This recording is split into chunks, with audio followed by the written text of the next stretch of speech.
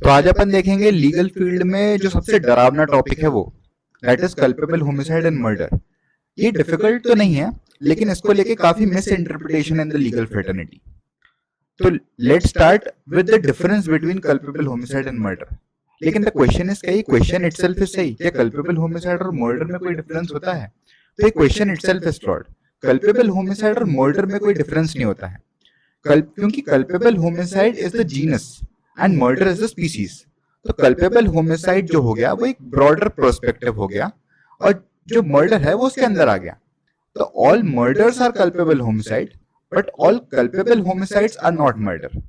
तो all murder, suppose ये murder का सर्कल हो गया, ये कल्पेबल होमिसाइड का सर्कल हो गया। तो all murders are culpable homicide.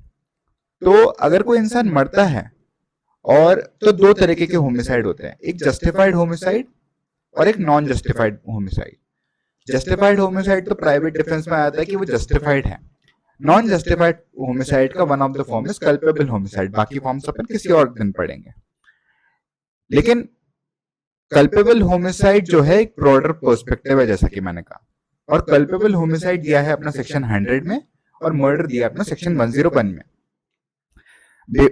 Before understanding the difference between what amounts to murder and what does not amount to murder, ये जानना जरूरी है कि मर्डर होने के लिए सबसे पहले कल्पेबल होमिसाइड होना बहुत ज्यादा जरूरी है। अगर ये अंडरस्टैंडिंग क्लियर होती है तो आगे कंसेप्ट खुद से क्लियर हो जाते हैं। तो बिल्कुल अगर बेस से चालू किया जाए तो अपने क्रिमिनल लीगल सिस्टम में देयर आर 3 कंसेप्ट्स। अगर हम क्रॉस एग्जामिनेशन करते हैं, अगर हम फाइनल आर्ग्यूमेंट करते हैं, तो प्रोसिक्यूशन को जनरली 3 चीजें प्रूव करनी पड़ती है। First is the actus reus, second is the mens rea, and third is the causality element. अब एक्टस रियस, मेंस रिया तो सबको ही पता है। Mens rea is guilty intention, actus reus की उसने एक्ट क्या किया, और तीसरा है कॉजालिटी एलिमेंट। कॉजालिटी एलिमेंट मतलब कि ये श्योर शॉट है कि एक्यूज के एक्ट से ही वो मरा है। There must be a cause and effect relationship. अगर वो कॉज एंड इफेक्ट रिलेशनशिप नहीं होता है तो फिर आगे बढ़ने की जरूरत ही नहीं है। तो कॉजालिटी एलिमेंट प्रूफ करना भी बहुत ज्यादा जरूरी है कि एक्यूज के एक्ट से ही वो चीज हुई है। तो दीज आर द 3 कंसेप्ट। अब जब अपन मेंस रिया की बात आते हैं, तो मेंस रिया में जो 2 इंपॉर्टेंट कंसेप्ट है जो यहाँ पे काफी इंपॉर्टेंट, दैट इज इंटेंशन और नॉलेज। जजमेंट में इंटेंशन को कैसे डिफाइन किया गया है? जजमेंट में इंटेंशन में 2 एलिमेंट्स हैं, that is desire to do a particular act first, and second foreseeableness of consequence, कि मैं एक इंसान को मारना चाहता हूं और उसका कंसिक्वेंस मुझे पता है कि अगर मैं उसको मारूंगा तो क्या होगा। ये दोनों चीज अगर हो जाती है तो उसको इंटेंशन कहते हैं। वहीं दूसरी जगह एक और कंसेप्ट आता है, दैट इज नॉलेज, जो इंटेंशन से थोड़ा कम ग्रेविटी रखता है, और इसमें सिर्फ एक एलिमेंट होता है, दैट इज फोर्सिएबलनेस ऑफ कंसिक्वेंस। कि अगर कंसिक्वेंस मेरे को पता है कि अगर मैं ऐसा एक्ट करूंगा तो ऐसा हो सकता है। तो फॉर एग्जाम्पल इंटेंशन में आ गया, सपोज मैं आपको जुडिशरी की प्रिपरेशन करनी है, तो मेरा एक डिजायर है उसको करने का, और मुझे पता है कि अगर मैं पढ़ूंगा तो वो मैं कर लूंगा। तो दिस इज इंटेंशन। लेकिन नॉलेज क्या हो गया?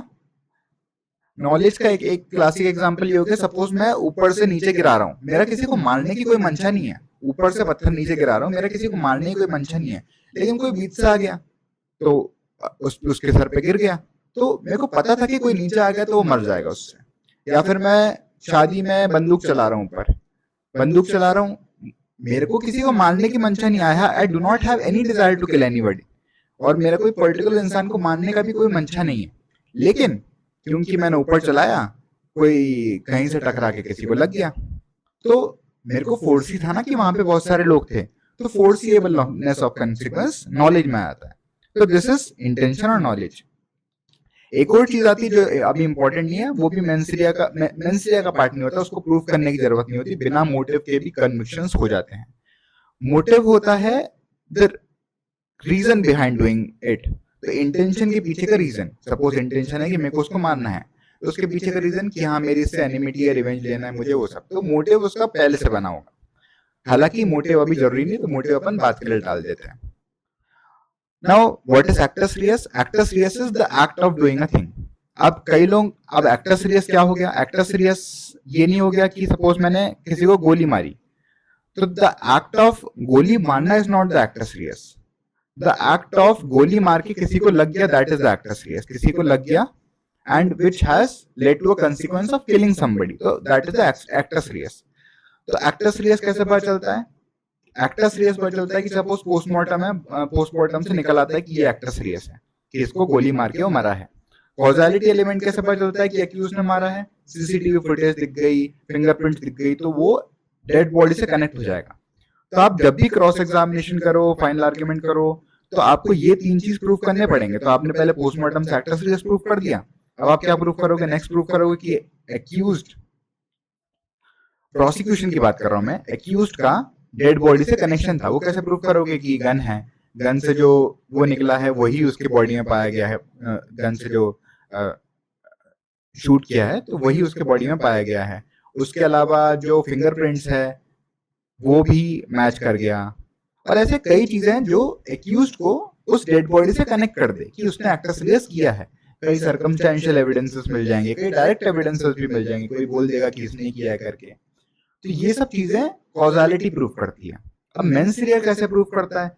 अपन कैसे पता लगाएंगे कि किसी का क्या मंशा है? तो मेंस रिया प्रूफ होता है by the conduct of the accused, कि उसका कंडक्ट क्या था. मेंस रिया को प्रूव करने के लिए उसका कंडक्ट देखा जाता है कि उसने कैसे कैसे परफॉर्म किया और उसका कैसा मेंसरिया था, क्या उसका नॉलेज था कि इंटेंशन था. वो अपन आगे एग्जांपल्स के थ्रू देखेंगे कि कैसे अपन पता लगाएंगे कि कौन सा उसका मेंसरिया था.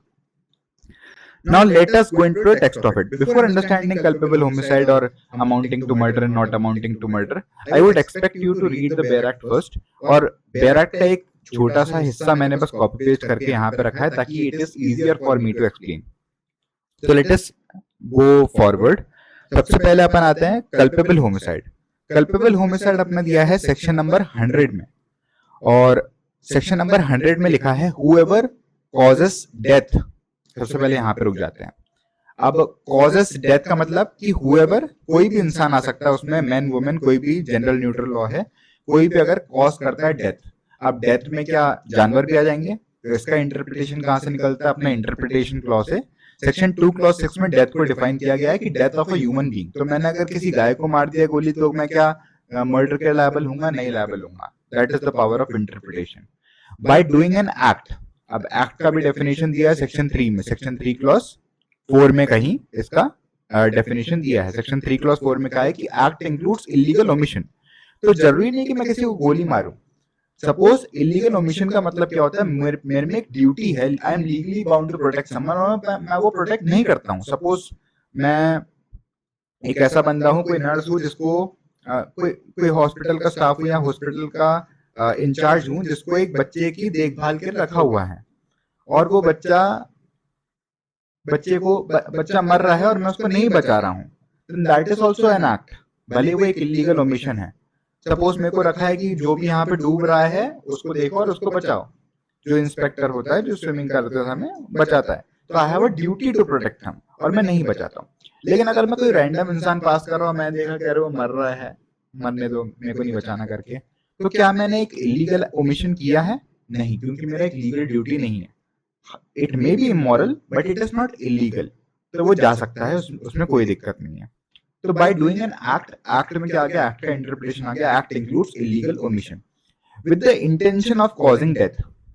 ठीक है, अब यहाँ पे तीन चीज आ जाती हैं. पहला, with the intention of causing death, intention of causing such bodily injury as is likely to cause death, ये दूसरा. और तीसरा, with the knowledge that he is likely to cause, that he is likely by such act to cause the death. तो पहला तो intention की बात कर रहा है, तीसरा नॉलेज की बात कर रहा है. अच्छा, इंटेंशन टू कॉज डेथ में डायरेक्ट वाली चीज आती है कि मैंने किसी को मारा, किसी को छत से गिरा दी, ये सब चीजें डायरेक्टली चीज आती है कि मेरे को मेरा इंटेंशन था. अब यही चीज जो है मर्डर में भी कन्वर्ट होगी. Secondly, intention of causing such bodily injury. अब इसमें क्या होता है? एक पर्टिकुलर बॉडीली इंजुरी मेरे को कॉज करना है. मैंने सपोज एक चाकू लिया, चाकू से किसी को मारा, उस बॉडीली इंजुरी के कारण वो मर गया. मेरा direct intention to cause death नहीं था, लेकिन एक बॉडीली इंजुरी की मैंने उसको जिससे वो मर सकता है, तो यहाँ पे बॉडीली इंजुरी हो गया। अब ये बात ध्यान रखना कि वो बॉडीली इंजुरी एक particular bodily injury which the accused has intended to do. अब सपोज मैंने किसी को कार से उड़ा दिया, तो मैंने क्या उसको एक पर्टिकुलर बॉडीली इंजुरी मैंने इंटेंडेड टू डू किया, there was no particular bodily injury. तो यहाँ पे वो सेकंड पॉइंट क्लॉज में नहीं आएगा, ये सेकंड क्लॉज बोलूंगा मैं इसको, सेकंड क्लॉज में नहीं आएगा, क्योंकि मैंने एक पर्टिकुलर बॉडीली इंजुरी नहीं इंटेंड किया। तो उसको अपने को लेके आना पड़ेगा फर्स्ट क्लॉज में, इंटेंशन टू कॉज डेथ। और थर्ड है knowledge that he is likely to cause death. अब ये इसमें वही एग्जांपल आ जाएगा कि मुझे नॉलेज था कि अगर मैं इसको नीचे गिराऊंगा पत्थर को तो कोई मर सकता है, फोर्सिएबिलिटी ऑफ कंसीक्वेंस। क्या मेरी किसी को मारने की डिजायर थी? किसी को मारने की डिजायर नहीं थी। शुरुआत के दिनों में मुझे मारने की डिजायर थी कि मेरे को ए को मारना है, मेरे को ए को चाकू घुसाना है। सेकंड में ऐसा भी डिजायर था कि मेरे को ए को चाकू घुसाना है। तो ये 1 2 3 क्लॉज करके हो गया। तो ये समझना बहुत ज्यादा इंपॉर्टेंट है, क्योंकि इसी से अपन आएंगे मर्डर में। अब जब अपन ने ये तीन चीज समझ ली, it is once again important to understand कि कल्पेबल होमिसाइड ही बाद में जाके मर्डर बनता है। तो मर्डर को होने के लिए सबसे पहले कल्पेबल होमिसाइड होना पड़ेगा। तो अगर ये तीन चीज हो गया, अब अपन आते हैं कि अब इसको मर्डर में कैसे कन्वर्ट किया जाएगा। अब इसको मर्डर में कन्वर्ट करने के लिए वी हैव टू अंडरस्टैंड कि मर्डर के एसेंशियल्स क्या हैं। अब सबसे पहला कॉट इफ जो 101 है वो मर्डर की बात करता है। अब यहाँ पे क्या लिखा है, except in the cases hereinafter excepted, जो एग्जेम्पशंस दे रखे 5 एग्जेम्पशंस इसके, the act by which the death is caused is done with the intention of causing death. अब इसमें भी सेम फर्स्ट क्लॉज जो है वो सेम है, इंटेंशन ऑफ कॉजिंग डेथ। क्या intention of causing death murder के उसमें क्लॉज ए में और उसमें जो अपन ने पढ़ा था जो कल्पेबल होमिसाइड में कोई डिफरेंस है? कोई डिफरेंस नहीं है, सेम ही है। तो अगर किसी का इंटेंशन ऑफ कॉजिंग डेथ है, किसी को छत से गिरा दिया, तो डायरेक्टली मर्डर में पहुंच जाएगा। हाउएवर यहाँ का बस इतना डिफरेंस है कि यहाँ पे अगर वो किसी एक्सेप्शन में फॉल कर गया, जो 5 एक्सेप्शन दिए हैं, then the doctrine of diminishing liability will apply. तो जो अगर वो 5 एक्सेप्शन में पहुंच जाता है यहाँ पे इंटेंशन ऑफ कॉजिंग डेथ में, वो डायरेक्ट जाके मर्डर में पहुंच जाएगा, और 5 एक्सेप्शन अप्लाई होता है वापस कल्पेबल होमिसाइड में पहुंच जाएगा। Let us understand this through एक तकेशीज कैसल का एक घर है, सपोज मान लो। अब इस घर में, ये घर है, इस घर में 3 एंट्रेंस है। First entrance intention to cause death, second entrance intention to cause such bodily injury as is likely to cause death, और थर्ड है knowledge that he is likely to cause death. अब ये तीनों जो एसेंशियल है, ये अपने को याद हो गया है कि कल्पेबल होमिसाइड के एसेंशियल्स है। तो अपन को अब मर्डर पहुंचना है, तो सबसे पहला जो है इंटेंशन टू कॉज डेथ, तो यहाँ से तो अपन डायरेक्टली मर्डर पहुंच जा रहे हैं, यहाँ से तो अपन ने दरवाजा खोल के निकल गए, तो यहाँ पे अपन डायरेक्टली मर्डर अपन ने कमिट किया है। अगर अपना इंटेंशन टू कॉज डेथ है, मैंने किसी को उड़ा दिया, किसी को डायरेक्टली छत से फेंक दिया, मेरा directly intention to cause death था, मेरा बॉडीली इंजरी का कोई नहीं था, मेरे को मारना था उसको, मेरे को जान से मारना था उसको। अगर किसी को जान से मारना था तो मैं डायरेक्टली मर्डर के लिए लायबल हो जाऊंगा। ठीक है, अब आता है सेकेंड क्लॉज। सेकेंड है intention to cause such bodily injury. मेरे को जान से नहीं मारना था, मेरे को उसको बॉडीली इंजरी करना था जो शायद डेथ कॉज कर सके। तो अब इसमें जो है मेरे पास 2 रास्ते हैं intention to cause such bodily injury murder तक पहुंचने के। मेरे पास 2 रास्ते हैं। पहला रास्ता है बी क्लॉज, सेक्शन 101 का जो है बी क्लॉज का रास्ता है। If the act by which death is caused is done with the intention of causing such bodily injury as the offender knows to be likely to cause the death of the person to whom the harm is caused। अब इसमें जो B clause है उसमें ये बात ध्यान रखना है कि अपने को offender knows to be likely to cause death of the person. अब यहां पे अगर अपने को पहुंचना है तो जब बॉडीली इंजुरी जो अपन कॉज कर रहे हैं कल्पेबल होमिसाइड में, हम जब वो बॉडीली इंजरी कॉज कर रहे हैं तब हमें पता था कि उसको एक स्पेशल डिजीज था, एक स्वोलन स्प्लीन था, जिसमें अगर मैंने मार दिया तो वो मर जाएगा। तो अगर ऐसा कुछ स्पेशल नॉलेज था मेरे को, जो कि प्रोसिक्यूशन को प्रूव करना है कि मेरे को एक स्पेशल नॉलेज था कि अगर मैं उसको यहां मारूंगा तो ये मरेगा, इसके सर में लगी हुई है, मैं उसको यहां मारूंगा तो लगेगा। तो यहाँ पे जो कल्पेबल होमिसाइड बन रहा था, क्योंकि वो स्पेशल नॉलेज है मेरे को, as the offender knows to be likely to cause death of the person, क्योंकि मुझे एक स्पेशल नॉलेज है, तो मैं इस दरवाजे से अंदर घुस के यहाँ पे भी मर्डर के दरवाजे में घुस जाऊंगा। अब मैं पहुंच गया हूं मर्डर में। ये है सेकेंड क्लॉज की ताकत। अब आते हैं थर्ड क्लॉज। अब थर्ड क्लॉज को समझने के लिए there is a very important judgment, that is Virsa Singh versus state of Punjab. उसके इंटरप्रिटेशन के हिसाब से मैं बताऊंगा कि थर्ड क्लॉज क्या कहता है। If the act by which the death is caused is done with the intention of causing such bodily injury to any person and the bodily injury intended to be inflicted is sufficient in the ordinary course of nature to cause death। अब इसका मतलब क्या हुआ कि intention to cause bodily injury मेरा पहले से था, तभी मैं कल्पेबल होमिसाइड में आया। अब क्या मर्डर के लिए मैं लायबल हूंगा? इसको समझने के लिए सबसे पहले मुझे प्रूव करना पड़ेगा कि मेरा intention to cause bodily injury था।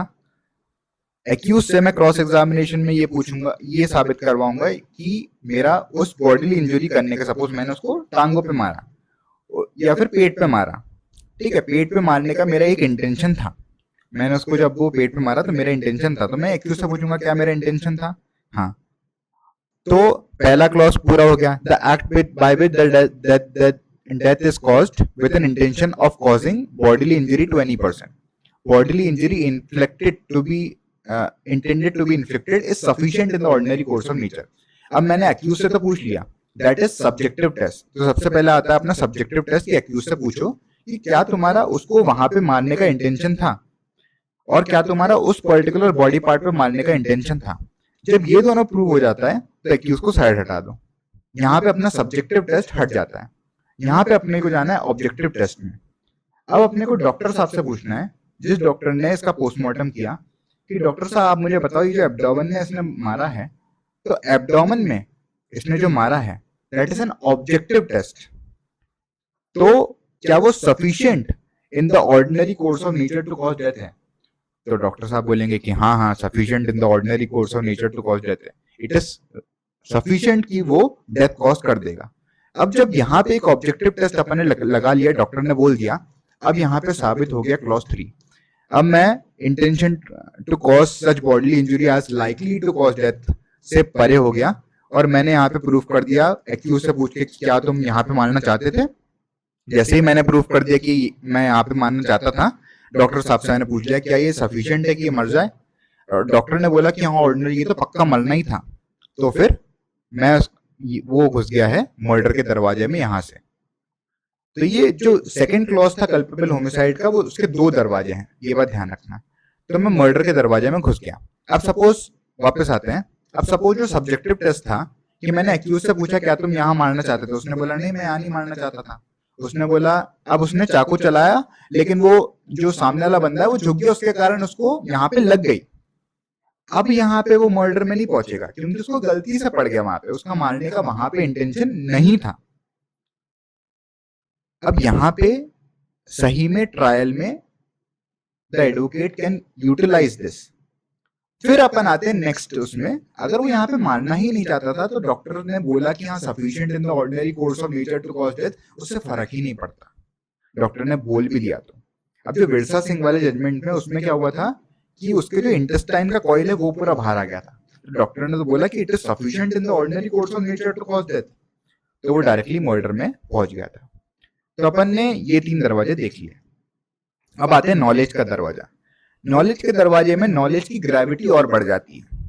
तो knowledge that he is likely to cause death जो अपना कल्पेबल होमिसाइड में था, यहाँ पे अपना क्या हो गया, इसकी ग्रेविटी बढ़ा के यहाँ पे ये देखो, यहाँ ये लिखा है डी क्लॉज में, यहाँ पे ये बी क्लॉज हो गया मर्डर 101 का, ये सी क्लॉज हो गया और अब ये डी क्लॉज हो गया। अब मुझे नॉलेज से अगर इस दरवाजे मर्डर के दरवाजे में घुसना है तो मेरे को क्या करना पड़ेगा, डी क्लॉज साबित करना पड़ेगा। व्हाट डज डी क्लॉज से? कि the person committed the act by which death is caused knows that it is so imminently dangerous that it must in all probability cause death, all probability likely नहीं लिखा है, cause death or such bodily injury as is likely to cause death and committed by such act without any excuse, अब ये बहुत important है, committed such act without any excuse for incurring the risk of causing death such injury as aforesaid। अब इसमें क्या बोला है कि नॉलेज की डिग्री बता दी है कि नॉलेज की डिग्री ऐसी है कि it is so eminently dangerous कि 100% को इंसान मरेगा। सपोज मैं एक झुंड में जाता हूँ और झुंड में जाके ऐसे ही गोली चला देता हूँ, रैंडमली गोली चलाता हूँ और झुंड में जाके रैंडम, तो it is so eminently dangerous कि कोई ना कोई मरेगा। क्या मेरा इंटेंशन है किसी को मारने का? क्या मेरा किसी पर्टिकुलर पर्सन को मारने का नहीं इंटेंशन नहीं है, लेकिन मैं एक नेग्लिजेंट एक्ट कर रहा हूँ। अभी भोपाल में एक किस्सा हुआ था, वो ड्राइविंग वाला, कि बच्चों ने ड्राइव किया, कुछ बच्चे ड्राइव ड्राइव कर रहे थे, लगातार वो आगे कितने लोगों को ठोकते हुए आगे चले गए। That comes under clause D, कि ठोकते ठोकते ठोकते मीनाल तक चले गए। सिमिलरली अगर किसी ने बॉम्ब रख दिया, तो that also comes under knowledge that it is so eminently dangerous. हो सकता है कोई मरे ना बॉम्ब से, हो सकता है कोई मरे ना, लेकिन it is so eminently dangerous कि हॉस्पिटल में कोई ना, अगर बॉम्ब रखा है तो कोई ना कोई तो मरेगा, तो वो डी क्लॉज में आ जाता है। तो नॉलेज है, फोर्सिएबलनेस ऑफ कंसिक्वेंस है, but desire to kill a particular person नहीं है। तो यहाँ पे नॉलेज क्लॉज से अगर ऐसा कुछ एक्ट होता है, तो हम knowledge that is likely to cause death, knowledge that it all probability it will cause death, से यहाँ पहुंच जाएंगे, मर्डर में पहुंच जाएंगे।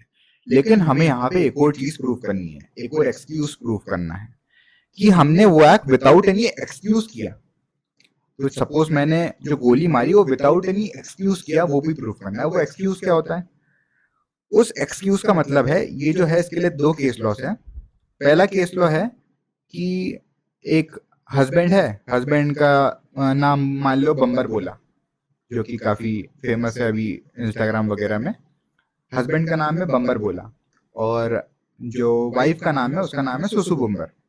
अब जो बम्बर बोला है वो काफी ज्यादा वायलेंस करता है। अब उसने अपनी वाइफ को बोला कि मैं तेरे को मार डालूंगा। तो वाइफ गई, अपने बच्चे को हाथ में लेके वाइफ गई, वाइफ घर से भागी, हस्बैंड घर पे बैठा, उसने सिर्फ वॉर्न किया, और घर से भाग के वो यहाँ पे वेल में कूद गई बच्चे को लेके। उसको तो बचा लिया लेकिन बच्चा मर गया। तो this is without any excuse. तो यहाँ पे जो है, इट वॉज, उस लड़की को नॉलेज था, वाइफ को नॉलेज था that it is so eminently dangerous, तो उसको एक्सक्यूज नहीं मिलेगा और उसको मर्डर के लिए लायबल किया जाएगा। यही एक दूसरा केस है, केस लॉस के नाम मैं जब कोर्सेस निकालूंगा तब मैं बता दूंगा, लेकिन अभी केसेस के फैक्ट्स जान लो, जिससे आपको एक कंसेप्ट की अंडरस्टैंडिंग हो जाए कि एक्सक्यूज होता क्या है। अब यहाँ पे क्या हुआ कि जो बम्बर बोला है दूसरे केस में, बम्बर बोला ने उसको ना ही सिर्फ वॉर्न किया, लेकिन उसके पीछे दौड़ा भी मारने के लिए। अब जब दौड़ा, वो बेल्ट लेके, डंडी लेके दौड़ा, तब जाके वो वाइफ अंदर कूद गई। तो यहाँ पे कोर्ट ने हेल्ड किया कि यहाँ पे there was an excuse for her to jump inside the well, और यहाँ पे जो बच्चा मरा है इसकी लायबिलिटी उस लड़की में नहीं जाएगी, and she will not be liable for murder, rather she will be liable for culpable homicide, क्योंकि उसके पास एक्सक्यूज था। ठीक है, तो वो मर्डर के लिए लायबल नहीं होगी। तो these were the differences between culpable homicide जो अमाउंटिंग टू मर्डर करता है और कल्पेबल होमिसाइड जो नॉट अमाउंटिंग टू मर्डर करता है। ठीक है, तो ये जो है, ये दरवाजे अपने को वहां तक ले जाते हैं। अब क्या होता है, कई बार ऐसा होता है कि भले ही अपन मर्डर के दरवाजे के अंदर घुस गए, लेकिन हमको वापस यहाँ पे जो है सांप सीढ़ी का जो ऊपर वाला सांप है वो काट लेता है और अपन वापस आ जाते हैं।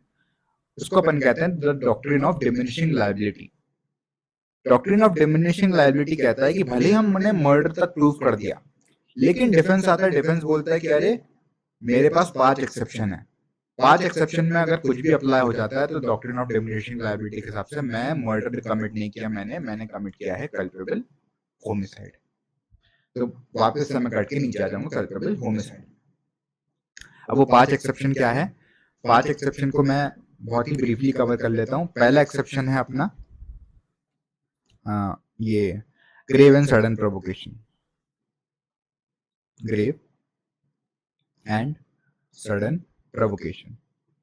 अब ग्रेव एंड सडन प्रोवोकेशन में अगर मैं कुछ एग्जांपल्स दूं, केस लॉस के बेसिस पे एग्जांपल दे रहा हूँ। केएम नानामती वाला जो केस था वो सबसे इंपॉर्टेंट केस है उसके रिगार्डिंग, कि वो जो आर्मी ऑफिसर था वो अपने शिप में गया गन लेके, मतलब उसकी जो वाइफ थी वो अडल्ट्री कमिट कर रही थी किसी बड़े बिजनेसमैन के साथ। उसको पता चला तो वो वापस अपने शिप में आया, गन लिया, गन लेने के बाद वो वापस उस बिजनेसमैन के पास गया, बिजनेसमैन के पास जाके उसने बोला कि तुम मेरी वाइफ के साथ रह लो, गन लेके गया, और फिर उसके बाद उसने उसको गोली मार दी। जो कोर्ट है, कोर्ट ने उसको बोला कि नहीं, हम इसको कंसिडर नहीं करेंगे। क्यों? क्योंकि उसके पास कूलिंग डाउन पीरियड था। तो ग्रेव एंड सडन प्रोवोकेशन में कूलिंग डाउन भी देखा जाता है, क्योंकि ग्रेव एंड सडन प्रोवोकेशन का जब आप एक्सेप्शन देखोगे तो आप देखोगे कि he has lose self control, मतलब उसने अपना सेल्फ कंट्रोल लॉस्ट कर दिया हो तो ही ग्रेव एंड सडन प्रोवोकेशन में आता है, ठीक है। और दूसरी बात, ग्रेव एंड सडन प्रोवोकेशन का अपन तब, अब सपोज एक लड़ाई हो रही है बम्बर बोला और सुसु बुम्बर में, ठीक है। बम्बर बोला हस्बैंड है, सुसु बुम्बर, बम्बर बोला हस्बैंड का दोस्त है मान लो, और जो सुसु बुम्बर है वो डग मकडोला की वाइफ है। तो ये सपोज मान लो ये है अपना बम्बर बोला, बम्बर बोला, ठीक है, डग मकडोला, और ये है सुसु बुम्बर, ठीक है। अब यहाँ पे सुसु बुम्बर के पास क्या है, एक बच्चा था। अब ग्रेव एंड सडन प्रोवोकेशन जो है वो डग मकडोला ने किया बम्बर बोला को, लेकिन बम्बर बोला ने मार दिया ग्रेव एंड सडन प्रोवोकेशन में इसके बच्चे को जाके। तो क्या ग्रेव एंड सडन प्रोवोकेशन का एक्सेप्शन लगेगा? नहीं, उस पर डायरेक्ट मर्डर का चार्ज होगा, कल्पेबल होमिसाइड में उस पर डिमिनिशिंग लायबिलिटी नहीं होगा।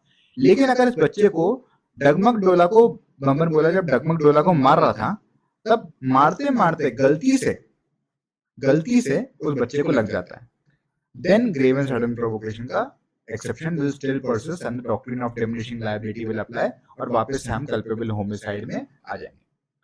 सेकंड एक्सेप्शन इज कि जब हमने प्राइवेट डिफेंस को एक्सीड किया, ठीक है। प्राइवेट डिफेंस है जो प्राइवेट डिफेंस को एक्सीड किया, प्राइवेट डिफेंस में लिखा है कि उसको एक्सीड नहीं करना चाहिए, however it can not be weighed in golden scales, लेकिन अगर अपन ने उसको गलती से एक्सीड कर दिया तो फिर जो है that is also reasonable exception, तो उसमें भी मर्डर कल्पेबल होमिसाइड में आ जाएगा।